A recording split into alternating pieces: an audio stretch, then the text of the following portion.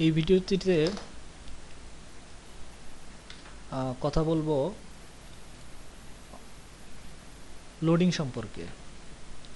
কোনো একটা স্ট্রাকচারে আমরা সাধারণত 5 ধরনের লোডিং দেখতে পাই। তো 5 ধরনের লোডিংয়ের ভিতরে একটা হচ্ছে আপনার কনসেন্ট্রেটেড লোডিং, তো দ্বিতীয়টা হচ্ছে ইউনিফর্মালি ডিস্ট্রিবিউটেড লোডিং, 3 নম্বরটা যেটা সেটা হচ্ছে ইউনিফর্মালি ভেরিং লোডিং, 4 নম্বর হচ্ছে আপনার জেনারেল লোডিং, 5 নম্বর এক্সটার্নাল মুভমেন্ট। তো এটার ভিতরে প্রথম যেটা আমাদের কনসেন্ট্রেটেড লোডিং। কনসেন্ট্রেটেড লোডিং হচ্ছে আপনার একটা বিমের যে কোনো একটা নির্দিষ্ট একটা পয়েন্টে যদি লোডটা যে কোনো অন্য একটা লোড এসে পড়ে, তো সেটাকে আমরা কনসেন্ট্রেটেড লোডিং বলতে পারবো। তো চিত্রে দেখতে পারতেছেন যে এই যে পয়েন্টটা, এখানে একটা লোডিং এসছে,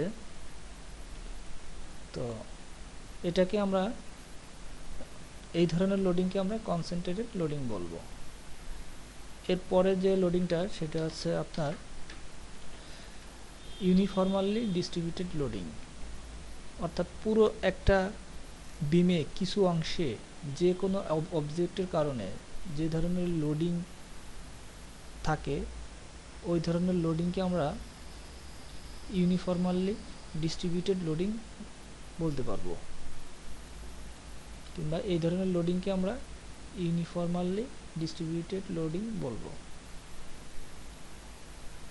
তো দেখতে পারতেছেন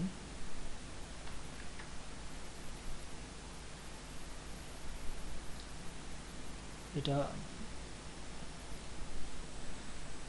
একটা বিমের উপরে কিছু নির্দিষ্ট এক্স ডিস্টেন্সে কিছু লোডিং উপর থেকে এটা এই বিমটার উপরে এ এবং বি, এই বিমের উপরে এসছে।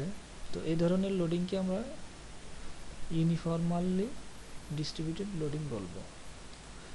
এরপরে যে ধরনের লোডিংটা দেখতে পাচ্ছেন, তো এটা হচ্ছে ইউনিফর্মালি ভেরিং লোডিং, অর্থাৎ কোনো বিমের উপরে একটা লোড এসে পড়ছে, কিন্তু এই লোডটা ধীরে ধীরে লিনিয়ারলি এর মানটা বেড়ে চলেছে।